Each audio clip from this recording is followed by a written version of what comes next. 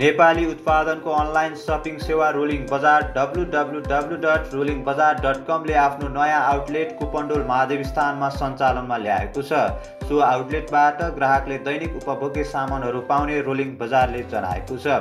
विषादी रहित ताजा तरकारी, लोकल फलफुल, विभिन्न ठाउँको लोकल चामल, दाल, मसला, तेल, मकैको च्याख्ला, सातु इत्यादि र घरेलु महिला, अपाङ्ग र स्वदेशफिर्ती उद्यमीहरूद्वारा बनाइएको कला र शिल्पका वस्तुहरू, लत्ता, कपडाहरू अनि अन्य थुप्रै स्वदेशी उत्पादनहरू सुपथ मूल्यमा पाउन सक्ने कम्पनीले जानकारी दिएको छ। कम्पनीले भनेको छ, हाम्रो उद्देश्य घरेलु उद्यमीहरूको प्रवर्धन र बजार व्यवस्थापन हो र यसलाई स्थानीय कृषक र घरेलु उद्यमीहरूको साझा बजार पनि भन्न सकिन्छ।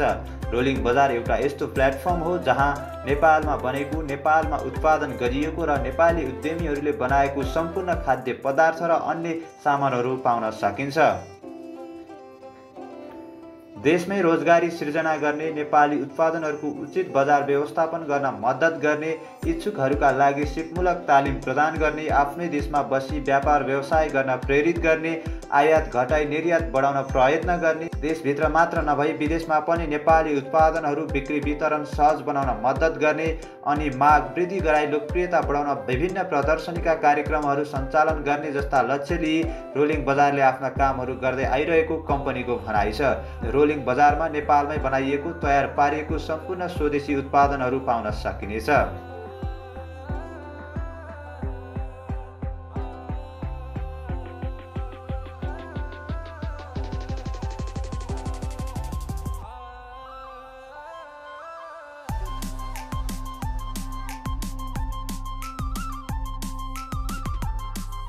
नुवाकोटको पोखरेली, मेलम्चीको बासमती, भकुण्डेको ताइचिन, पोखराको जेठो बुढो चामल, महोत्तरीको काला नमक, मार्सी जस्ता लोकल विभिन्न ठाउँको प्रसिद्ध चामलहरू, जुम्लाको स्याउ, हेटौँडाको तोरीको तेल, रुधिलो मह, जुम्लाको सिमी दाल, सिन्धुलीको दाल लगायत थुप्रै ठाउँको दालहरू, सिन्धुलीको जुनारको शरबत, खोकनाको तेल, साँखुको आलु, जाजरकोटको भिरमौरीको मह, जुम्लाको स्याउ, ताजा फलफुल तथा तरकारीहरू, घरमै बनाइएको नेपाली गाजरको हलुवा अनि चिनीरहित खुवा आदि इत्यादि सम्पूर्ण लोकल खाद्य उत्पादनहरू सुपथ मूल्यमा पाउन सकिनेछ।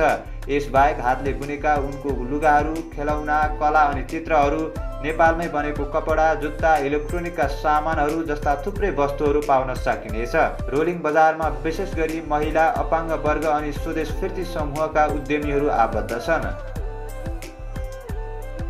यो बजारमा 50 जति महिला समूह र आबद्ध महिला उद्यमीहरू, एउटा 40-50 जना रहेको अपाङ्ग सङ्गठन, 5 जना विदेशबाट फर्किएका उद्यमीहरू र 10 जति कृषि फर्महरू जोडिएको कम्पनीले जनाएको छ।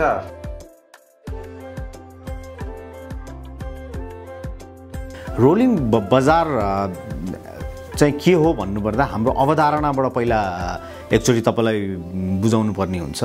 रोलिङ बजार किन आयो भन्दाखेरि हामी एउटा मानव संसाधन र HR कन्सल्टिङ भनौँ मा लागिरहेको विगत 17 वर्षदेखिमा रोजगारीका धेरै उहरूलाई हैन रोजगारीका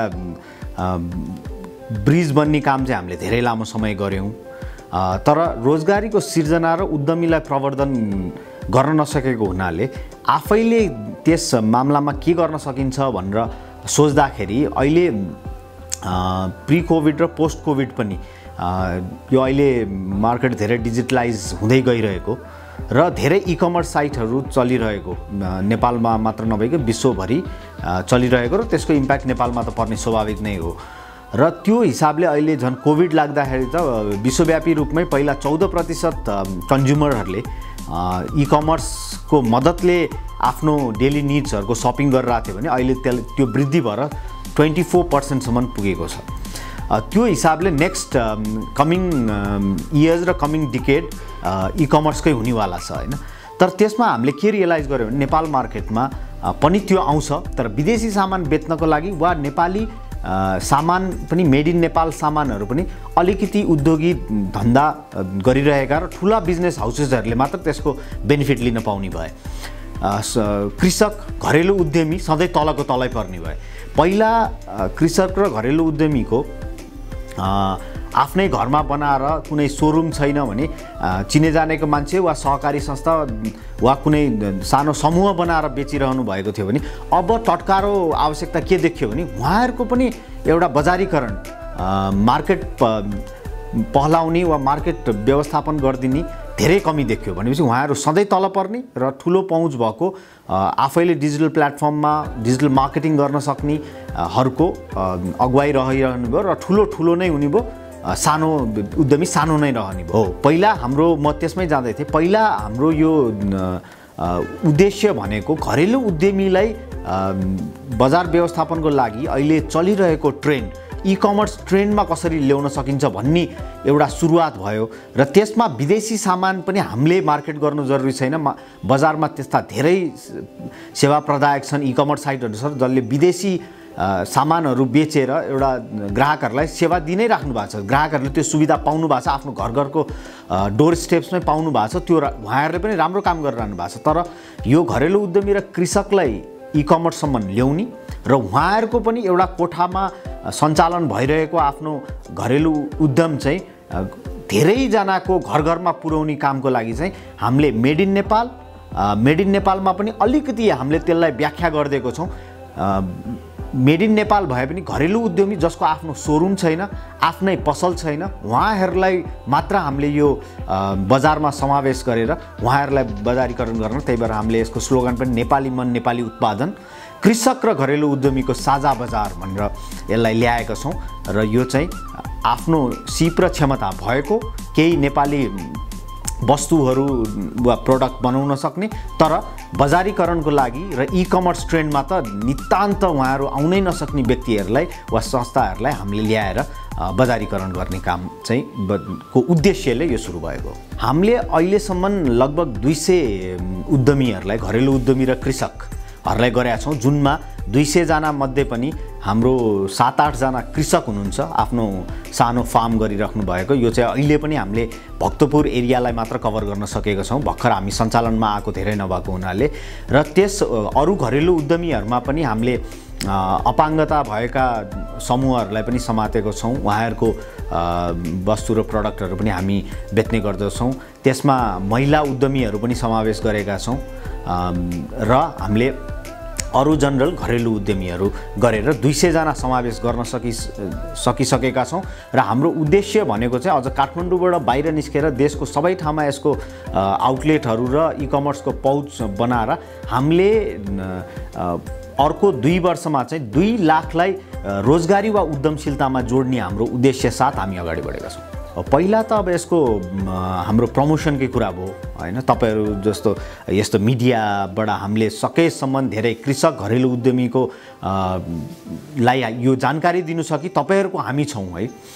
तपाईहरुले वस्तु उत्पादन गर्नुहुन्छ, हामी त्यसको बजारीकरण गर्न र बजारीकरण मात्र नभइकन अहिलेको रिसेन्ट ट्रेन्ड ई-कमर्स र डिजिटल मार्केटिङको थ्रुबाट हामीले डिजिटल प्लेटफर्म नै तपाईहरुको लागि रेडी गरेका छौं। तपाईहरुलाई पनि हामीले अरु सरह नै एउटा मार्केट दिन सक्षम छौं भनेर सबैको अगाडि हामी पुग्दै छौं। कुनैलाई हामीले भेटेरै भनेका छौं भने कुनैलाई यस्तै बजार प्रवर्धन मार्फतले सबैले सुनिसक्नु भएपछि चाहिँ उहाँहरु जोडिने क्रम जारी छ। अहिले त्यसरी नै हामी अगाडि बढेका छौं। तर हामीले त्यसैलाई नै अरूबाट नै सिकेर त्यसलाई व्यवस्थापन गर्न के गरेका छौं भने पहिल्यै दिनदेखि हामी अनलाइनमा मात्र सीमित नभएर हामीले एउटा वेयरहाउस वा स्टोर पनि आफ्नो खडा गरेका छौं ताकि साझा बजार भावनाले विक्रेता र क्रेता भेटाउने ठाउँ हो हाम्रो हैन। तर विक्रेताबाट सिधै सामान क्रेताका लानु भन्दा पनि पहिला हामी विक्रेताकाबाट हाम्रो ठाउँमा ल्याउँछौं हैन। हाम्रो ठाउँमा ल्याइसकेपछि त्यसलाई वस्तुहरू सबै क्वालिटी चेक गर्ने, त्यसलाई प्याकेजिङ गर्ने र अनि मात्र डेलिभरी गर्ने भावनाले त्यो समस्याबाट चाहिँ हामीले अगाडि बढिसकेका छौं र हामीलाई चाहिँ त्यो अहिलेसम्म कम्प्लेनहरु त्यस्तो आएको छैन हैन। त्यो हामीले बिचमा बसेर सबै आफैले नै क्वालिटी चेक गर्ने भावनाले त्यो समस्या चाहिँ आएको छैन। हामी 2-3 वटा किसिमले अन्य भन्दा फरक छौं किनभने टेक्नोलोजिकलको हिसाबले पनि ई-कमर्स भनेको एउटा वेबसाइटबाट विक्रेता र क्रेतालाई सबै फाइनान्शियल ट्रान्ज्याक्सन देखि लिएर बिक्री र किन्ने मान्छेको भेट गराइदिने ठाउँ हो। त्यो हिसाबले उस्तै नै हो हैन। ई-कमर्सको कुरा गर्ने हो भने चाहिँ तर डिफरेन्ट के छ भने हामीले त्यो बाहेक अहिले जनरल वेबसाइट भन्दा पनि हामीले एउटा एभ्री 365 24/7 नै रन हुने एउटा घरेलु उद्यमीलाई प्रवर्धन गर्ने र नेपाली वस्तुहरूलाई प्रवर्धन गर्ने हिसाबले हामीले भर्चुअल 3D फेयर पनि सधैँ चलिराख्ने हिसाबले जो कोहीलाई पनि नेपाली वस्तुप्रति माया छ, नेपाली वस्तु नै प्रयोग गर्न चाहनुहुन्छ, लोकललाई उहाँहरूले प्रवर्धन गर्न चाहनुहुन्छ भने कुनै पनि बेला यो भर्चुअल फेयरमा गएर पनि उहाँहरूले कुन विक्रेताले कस्तो खाले प्रडक्ट राख्नु भएको छ उहाँहरूसँग इन्टरेक्ट गर्ने, उहाँहरूको ब्रोसर डाउनलोड गर्ने, उहाँहरूले के सुविधा र सेवा दिनुभएको छ त्यसको जानकारी लिने गरेर त्यो एउटा हाम्रो टेक्नोलोजिकल लिने फरक छ। अर्को चाहिँ अरूहरूले एउटा सुविधा दिएको हिसाबले, घर घरमा पहुँच गरेको हिसाबले आफ्नो प्रफिट कमाउनु भएको छ, त्यो पनि सेवा नै हो हैन, एउटा सहज बनाइदिनु भएको छ। तर हामीले त्योभन्दा अगाडि बढेर अब चाहिँ घर घरमा पुरा सेवा मात्र दिने होइन कि एउटा अलिकति जीर्ण भइसकेको, धेरै पिल्सिएको र उठ्न नसकेको घरेलु उद्यमी कृषकहरूलाई जुन ठुलो व्यापारी, ठुलो घरान्या, ठुलो कर्पोरेट हाउसले मात्र बजारीकरण पाउने लाई चाहिँ हामीले सानोले पनि त्यो चान्स पाउनुपर्छ। 4 जना उद्यमी मिलेर गरेकोले पनि अहिले मोडर्न डिजिटल युगमा प्रवेश गर्न पाउँछ भन्ने हिसाबले हामीले उहाँहरूलाई मद्दत गर्न गरेको हो। हाम्रो प्रफिट भन्दा पनि हामीले त्यो सेवाको लागि र हाम्रो काउन्ट कहिले पनि पछि पनि रोलिङ बजारबाट कति रेभिन्यू र कति सेल्स र नेट प्रफिट गऱ्यौँ भन्दा पनि कति घरेलु उद्यमीलाई हामीले समावेश गर्न सक्यौँ र कति घरेलु उद्यमीको कति बजारीकरण गर्न सक्यौँ भन्ने हाम्रो मापन चाहिँ त्यसबाट नै हामी गर्नेछौँ। र हाम्रो टार्गेट भनेको 2 लाखलाई जोड्ने हो। त्यो पुगेको दिन बल्ल हामी सफल भयौँ भन्ने हामीलाई लाग्नेछ। रोलिङ बजारको जुन हामीले भन्यौँ हाम्रो एउटा प्राइभेट कम्पनी भए पनि 2 लाखलाई रोजगारी र उद्यमशीलतामा जोड्ने घरेलु उद्यमीको क्रममा वा कृषि गर्नेहरूलाई भनेपछि त्यो हकमा हामी काठमाडौँमा मात्र बसेर हुँदैन। काठमाडौँमा 3टा सम्मको आउटलेट र काठमाडौँ बाहिर हरेक मेजर सिटीमा आउटलेट राखेर र त्यसलाई सपोर्ट गर्नलाई ई-कमर्स साइट गरेर हाम्रो भावी योजना ई-कमर्स साइट र सबै मेजर सिटीहरूमा एउटा फिजिकल प्रेजेन्स पनि रहनेछ। हाम्रो भावी योजना यही नै छ। सरकारले भन्यो भने जस्तो इन्डियाको एउटा उदाहरण दिन चाहन्छु, आत्मनिर्भर भारत भनेर जुन गर्यो नेपालले त अझ पनि त्यतिको, जबकि भारतको पनि एउटा सफल हुन चाहिँ सकेको छैन, नेपालले त त्यो हदसम्म पनि गरिसकेको छैन हैन। तर सरकारी लेभल भन्दा पनि हाम्रो पृथक छ। सरकारी लेभलले गर्यो भने सबै किसिमको नेपाली उत्पादनहरूलाई प्रमोट गर्ने छ भने हामीले अलिकति तल परेको र घरेलु उद्यमीहरूलाई ध्यान दियो। त्यस हिसाबले पनि एउटा सहकारी संस्थाहरू पनि यसमा काम नगर्नु भएको होइन, उहाँहरूले गरिराख्नु भएको छ। तर सशक्त रूपमा अगाडि आएर धेरैभन्दा धेरैलाई मद्दत गर्न सक्नु भएको छैन। एउटा सहकारीले त्यही क्षेत्रको 10-20 जना उद्यमीहरूलाई हामीले जस्तै गरिरहनु भएको छ। तर हाम्रो उद्देश्य भनेको चाहिँ देशभरि फैलिएर 2 लाखलाई नै गर्ने भएको हुनाले सरकारको लेभल र सहकारी लेभलले हामीलाई पोलिसी लेभलबाट साथ दिनुभयो भने हाम्रो उद्देश्य पुरा हुनेछ र यति धेरैजनाले रोजगार र उद्यमशीलतामा जोडिन सक्नुहुनेछ।